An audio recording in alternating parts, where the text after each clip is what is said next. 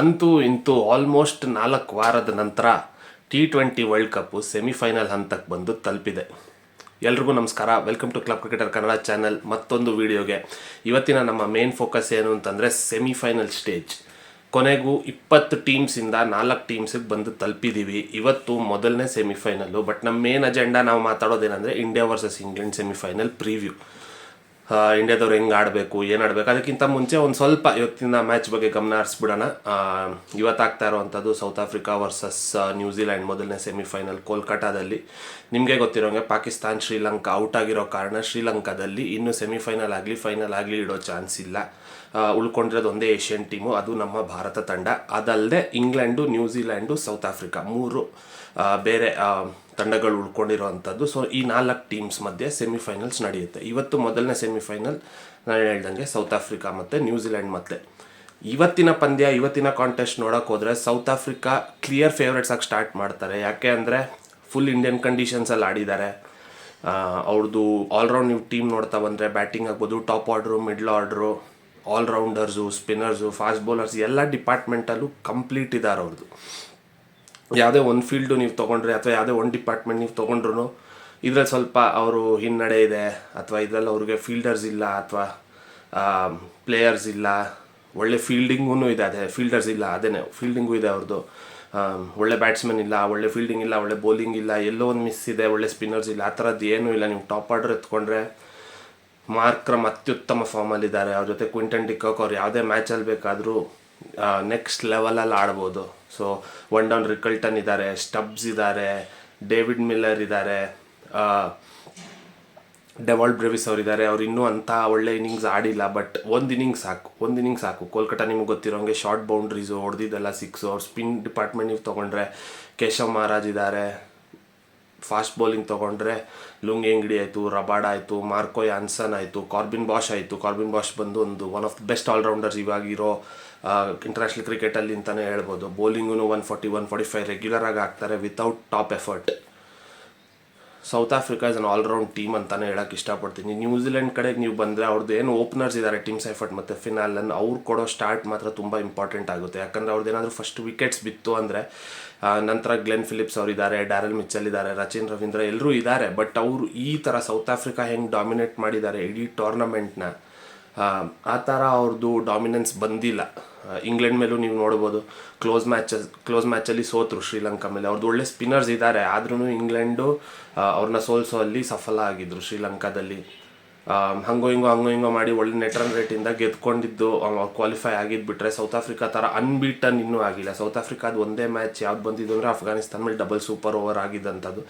ನನ್ನ ಪ್ರಕಾರ ಅಫ್ಘಾನಿಸ್ತಾನ್ ಸೌತ್ ಆಫ್ರಿಕಾಗಿನ್ನ ಕಮ್ಮಿ ಇದ್ರೂ ಅಬಿಲಿಟಿಯಲ್ಲಿ, ರ್ಯಾಂಕಿಂಗ್ಸಲ್ಲಿ. ಬಟ್ ಆ ಮ್ಯಾಚ್ ಏನು ಅವ್ರು ಗೆದ್ಕೊಂಡ್ರು, ಅಲ್ಲಿಂದ ಮೋಸ್ಟ್ಲಿ ಅವ್ರ ಕಾನ್ಫಿಡೆನ್ಸ್ ನೆಕ್ಸ್ಟ್ ಲೆವೆಲ್ಗೆ ಜಂಪ್ ಆಯಿತು. ಹಾಗಾಗಿ ಅವರು ಅಲ್ಲಿಂದ ಹಿಂದೆ ತಿರುಗಿ ನೋಡಲೇ ಇಲ್ಲ. ಭಾರತದ ಮೇಲೂ ಸೂಪರ್ 8 ಮ್ಯಾಚಲ್ಲಿ 1 ಸೈಡೆಡ್ ಹೊಡೆದ್ರು ಅಹಮದಾಬಾದಲ್ಲಿ. ಸೊ ಅವ್ರು ಇವತ್ತೇನಾದರೂ ಗೆದ್ಕೊಂಡ್ರೆ ತಿರ್ಗಾ ಫೈನಲ್ ಬಂದು ಅಹಮದಾಬಾದಲ್ಲೇ ಇರೋದು. ಸೊ ಅದು ನಮಗೆ ಅಥವಾ ಇಂಗ್ಲೆಂಡಿಗೆ ಮುಳುವಾಗುತ್ತಾ, ಅದು ಮುಂದೆ ಕಾದು ನೋಡಬೇಕು. ಸೊ ಇವತ್ತಿನ ಮೇನ್ ಅಜೆಂಡಾ ನಾನು ಹೇಳ್ದಂಗೆ second semifinal India versus England ನಾಳೆ ನಡೀತಾ ಇರೋದು ವಾಂಖೆಡೆ ಸ್ಟೇಡಿಯಮಲ್ಲಿ, ಮುಂಬೈಯಲ್ಲಿ. ಇಂಡಿಯಾ ಮುಂಬೈಯಲ್ಲಿ ಒಂದೇ ಮ್ಯಾಚ್ ಆಡಿರೋದು ಇಲ್ಲಿವರೆಗೂ USA ಮೇಲೆ. ಸೋತು ಗೆದ್ದಂಥ ಮ್ಯಾಚು.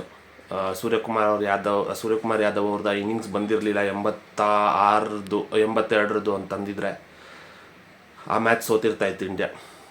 ನಾವು 120 ಕೂಡ ಕ್ರಾಸ್ ಮಾಡ್ತಾ ಇರಲಿಲ್ಲ ಅನ್ಸುತ್ತೆ. ಇವನ್ 100 ಕ್ರಾಸ್ ಮಾಡೋದು ಕೂಡ ಕಷ್ಟ ಆಗೋದು. ಸೊ ಅದೂ ಅಷ್ಟೇ. ಇವಾಗ ಸೆಮಿಫೈನಲ್ಸ್ ಏನಿದೆ, 2 ಕೋಲ್ಕತ್ತಾ ಮುಂಬೈ 2 ಒಳ್ಳೆ ಚೇಸಿಂಗ್ ಗ್ರೌಂಡ್ ಅಂತಲೇ ಹೆಸರು. ಯಾಕಂದರೆ ಚಿಕ್ಕ ಬೌಂಡ್ರೀಸು, ಬಾಲ್ ಟ್ರಾವೆಲ್ ಆಗುತ್ತೆ.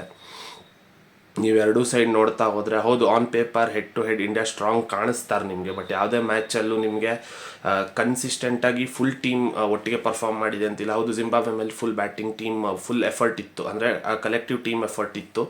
ಬಟ್ ಬೌಲಿಂಗ್ ಓಡಿಸ್ಕೊಂಡ್ರು. ನೆದರ್ಲೆಂಡ್ಸ್ ಮೇಲೇನೂ ಅದೇ ಆಗಿದ್ದು. ಬ್ಯಾಟಿಂಗ್ ಚೆನ್ನಾಗಿ ಆಡಿದ್ರು, ಆದರೆ ಬೌಲಿಂಗಲ್ಲಿ ಓಡಿಸ್ಕೊಂಡ್ರು. ನೀವು ನೋಡ್ತಾ ಬಂದರೆ ಫಸ್ಟ್ ಮ್ಯಾಚ್ ಸೂರ್ಯಕುಮಾರ್ ಯಾದವ್ ಅವ್ರು ಆಗಿರ್ಬೋದು, ಅವ್ರು ಆಡಿದ್ರು. USA ಮೇಲೆ, ನಮೀಬಿಯಾ ಮೇಲೆ ಬ್ಯಾಟಿಂಗ್ ಕೊಲ್ಯಾಪ್ಸ್ ಆಯಿತು. 4 ರನ್ಗೆ 5 ವಿಕೆಟ್ ಹೋಯಿತು.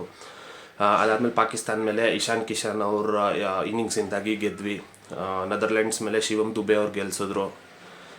ಇದೇ ಥರ ನೀವು ನೋಡ್ಕೊಂಬಂದರೆ ಸೂಪರ್ 8 ಸೌತ್ ಆಫ್ರಿಕಾ ಮೇಲೆ ಯಾರೂ ಆಡಲಿಲ್ಲ, ಹಾಗಾಗಿ 76 ರನ್ನಿಂದ ಸೋತ್ವಿ. ಜಿಂಬಾಬ್ವೆ ಮೇಲೆ ಒಂದು ಕಲೆಕ್ಟಿವ್ ಬ್ಯಾಟಿಂಗ್ ಎಫರ್ಟ್ ಬಂತು, ಟೀಮ್ ಎಫರ್ಟ್ ಬಂತು. ಅದನ್ನು ಈಸಿಯಾಗಿ ಗೆದ್ವಿ. ಅದು ಬಿಟ್ಟರೆ ನೆಕ್ಸ್ಟ್ ಬಂದಿದ್ದಂಥದ್ದು ಮೊನ್ನೆ ಆದಂಥ ವೆಸ್ಟ್ ಇಂಡೀಸ್ ಮೇಲೆ ಸಂಜು ಸ್ಯಾಮ್ಸನ್ ಅವ್ರ ಸೋಲೋ ಇನ್ನಿಂಗ್ಸಿಂದಾಗಿ ವಿನ್ ಆಗಿದ್ದು ನಾವು. ಅದು ಬಿಟ್ಟರೆ ಇವತ್ತಿನ ಏನು ಕರೆಂಟ್ ಟೀಮ್ ಫಾರ್ಮ್ ಇದೆ, ಮುಂಬೈಯಲ್ಲಿ ಹೆಂಗೆ ಆಡ್ತಾರೆ ನಿಮ್ಗೆ ಗೊತ್ತಿರೋಂಗೆ ಬ್ಯಾಟಿಂಗ್ ವಿಕೆಟು ಡ್ಯೂ ಫ್ಯಾಕ್ಟರ್ ಇರುತ್ತೆ ಸೆಕೆಂಡ್ ಇನ್ನಿಂಗ್ಸಲ್ಲಿ. ಸೊ ಟಾಸ್ ಗೆದ್ದರೆ ಫೀಲ್ಡಿಂಗ್ ಆರಿಸ್ಕೋಬೇಕಾ, ಮುಂಬೈಯಲ್ಲಿ ಏನು ಹೆಲ್ಪ್ ಆಗುತ್ತೆ, ಡ್ಯೂ ಬಂದರೆ ಆಬ್ವಿಯಸ್ಲಿ ಸೆಕೆಂಡ್ ಬ್ಯಾಟಿಂಗ್ ಚೇಸಿಂಗ್ ಎಷ್ಟೇ ಸ್ಕೋರ್ ಇರಲಿ 200 ಇರಲಿ 190 ಇರಲಿ ಆಬ್ವಿಯಸ್ಲಿ ಹೆಲ್ಪ್ ಆಗುತ್ತೆ. ಇಂಗ್ಲೆಂಡ್ ಅವ್ರದ್ದು ಟೀಮಿಗೆ ಬರೋದಾದರೆ ಅವ್ರದ್ದು ನೀವು ನೋಡಿದ್ರೆ ಓಪನರ್ಸ್ ಫಿಲ್ ಸಾಲ್ಟ್ ಆಗಿರ್ಬೋದು, ಜಾಸ್ ಬಟ್ಲರ್ ಆಗಿರ್ಬೋದು, ಅವ್ರು ಯಾವ ಫಾರ್ಮಲ್ಲಿಲ್ಲ. ಜೇಕಬ್ ಬೆಥೆಲ್ ಅವ್ರದ್ದು ಏನೋ ಒಂದು ಇನ್ನಿಂಗ್ಸ್ ಚೆನ್ನಾಗಿ ಬಂದಿದೆ. ಅವ್ರನ್ನ ಇಲ್ಲಿವರೆಗೂ ಕನ್ಸಿಸ್ಟೆನ್ಸಿ ಅಂತ ನೀವು ನೋಡೋಕೆ ಹೋದರೆ ಮೇಂಟೈನ್ ಮಾಡಿರೋದು ಒಂದು ಹ್ಯಾರಿ ಬ್ರೂಕ್, ಅದು ಬಿಟ್ಟರೆ will Jacks. 6 ಮ್ಯಾಚಲ್ಲಿ 4 man of the match ಪಡೆದಂಥ ವಿಲ್ ಜಾಕ್ಸ್. ಅವ್ರು ಬೌಲಿಂಗ್ ಆಗಿರ್ಬೋದು, ಫೀಲ್ಡಿಂಗ್ ಆಗಿರ್ಬೋದು, ಅಥವಾ ಬ್ಯಾಟಿಂಗ್ 5 ಡೌನ್ 6 ಡೌನ್ ಬಂದು ಟೀಮ್ನ ಗೆಲ್ಲಿಸೋದಾಗಿರ್ಬೋದು.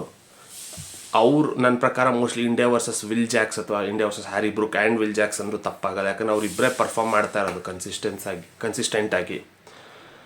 ಅದು ಬಿಟ್ಟರೆ ನನ್ನ ಪ್ರಕಾರ ಇಂಡಿಯಾಗೆ ಥ್ರೆಟ್ ಅಂತ ಯಾರು ಆ ಥರ ಕಾಣಿಸೋದಿಲ್ಲ. ಅವ್ರ ಬೌಲಿಂಗೂ ಚೆನ್ನಾಗಿದೆ. ಆದಿಲ್ ರಶೀದ್ ಸ್ಪಿನ್ ಒಳ್ಳೆ ಗ್ರಿಪ್ ಆಗುತ್ತೆ, ಒಳ್ಳೆ ಲೂಪ್ ಆಗ್ತಾರೆ.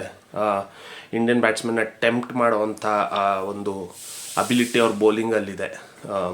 ಅವ್ರಿಗೆ ಯಾವಾಗಲೂ ಸ್ಪಿನ್ಗೆ ನೀವು ನೋಡಿದ್ರೆ ಅವ್ರು ರೈಟ್ ಹ್ಯಾಂಡರ್ಸ್ ನಮ್ಮಲ್ಲಿ ಸಂಜು ಸ್ಯಾಮ್ಸನ್, ಹಾರ್ದಿಕ್ ಪಾಂಡ್ಯ ಮಾತ್ರ ಇರೋದು. ಸೊ ಅದು ನಮಗೆ ಅಡ್ವಾಂಟೇಜಾಗಿ ವರ್ಕ್ ಆಗುತ್ತಾ ಇಲ್ವಾ ಅದನ್ನು ಕಾದು ನೋಡಬೇಕು.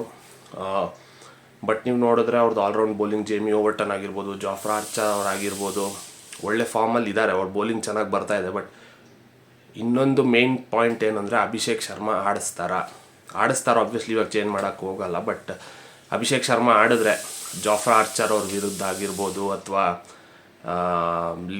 ಜೇಮಿ ಓವರ್ಟನ್ ಅವ್ರ ವಿರುದ್ಧ ಆಗಿರ್ಬೋದು, ಅಥವಾ ಅವ್ರ ಸ್ಪಿನ್ನರ್ಸ್ ವಿರುದ್ಧ ಆಗಿರ್ಬೋದು, ಲಿಯಮ್ ಡಾಸನ್ ಆಗಿರ್ಬೋದು, ವಿಲ್ ಜಾಕ್ಸ್ ಆಗಿರ್ಬೋದು, ಅಥವಾ ಆದಿಲ್ ರಶೀದ್ ಅವರಾಗಿರ್ಬೋದು, ಅವ್ರ ಸ್ಪಿನ್ನರ್ಸ್ ಬರೋವರೆಗೂ ಇವ್ರು ಆಡಿದ್ರೆ ಯಾವ ರೀತಿ ಆಡ್ಬೋದು, ಯಾವ ರೀತಿ ಸ್ಲೋ ಆಗಿ ಆಡ್ತಾರಾ ಅಥವಾ ಫಸ್ಟ್ ಬಾಲಿಂದನೇ 4-6 ಹೊಡಿಯೋಕ್ಕೆ ಟ್ರೈ ಮಾಡ್ತಾರಾ ಅನ್ನೋದನ್ನು ಕಾದು ನೋಡಬೇಕು.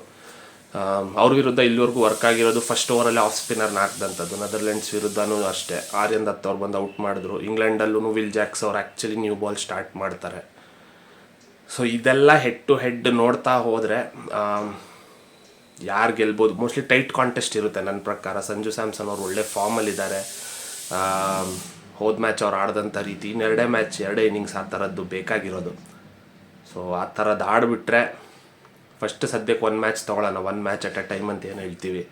ಇದನ್ನು ಗೆದ್ದರೆ ನೆಕ್ಸ್ಟ್ ಫೈನಲ್ ಸ್ಟೆಪ್. ಫೈನಲ್ಗೆ ಹೋದ್ಮೇಲೆ ಅಹಮದಾಬಾದ್. ಮತ್ತೆ ಅದು ಯಾಕೆ ಪ್ರತಿ ಸಲ ಅಹಮದಾಬಾದಲ್ಲಿ ಇಡ್ತಾರೆ ಅಂತ ಅರ್ಥ ಆಗಲ್ಲ. ಗ್ರೌಂಡ್ ವೈಬ್ಸು ಏನೋ ಒಂಥರ RCBಗೆ ಬಿಟ್ಟರೆ ಇನ್ಯಾರಿಗೂ ಅಲ್ಲಿ ಒಳ್ಳೇದಾಗಿಲ್ಲ. ಇಂಡಿಯಾ ಅಂತೂ ವರ್ಲ್ಡ್ ಕಪ್ ಸೋತಿದ್ದು ಒಂದೇ ಮ್ಯಾಚು, ಅದು ಫೈನಲ್, ಅದು ಅಹಮದಾಬಾದಲ್ಲೇ. ಈ ಸಲನೂ ಸೌತ್ ಆಫ್ರಿಕಾ ಮೇಲೆ ವರ್ಲ್ಡ್ T20 ಸೋತಿರೋದು ಒಂದೇ ಮ್ಯಾಚು ಸೂಪರ್ 8 ಸ್ಟೇಜಲ್ಲಿ, ಅದು ಅಹಮದಾಬಾದಲ್ಲೇ. ಫೈನಲ್ ಇರೋದು ಅಹಮದಾಬಾದಲ್ಲೇ. ಸೊ ಏನಾಗುತ್ತೆ ಕಾದು ನೋಡೋಣ. ಮೊದಲಿಗೆ ಸೌತ್ ಆಫ್ರಿಕಾ ವರ್ಸಸ್ ನ್ಯೂಜಿಲೆಂಡ್. ಹೋಗೋ ಮುಂಚೆ ಎಲ್ಲರೂ ವಿಡಿಯೋ ಸ್ವಲ್ಪ ಜಾಸ್ತಿ ಜನ ಇವಾಗ ನೋಡ್ತಾ ಇದ್ದೀರಾ, ದಯವಿಟ್ಟು ಸಬ್ಸ್ಕ್ರೈಬ್ ಮಾಡ್ಕೊಳ್ಳಿ.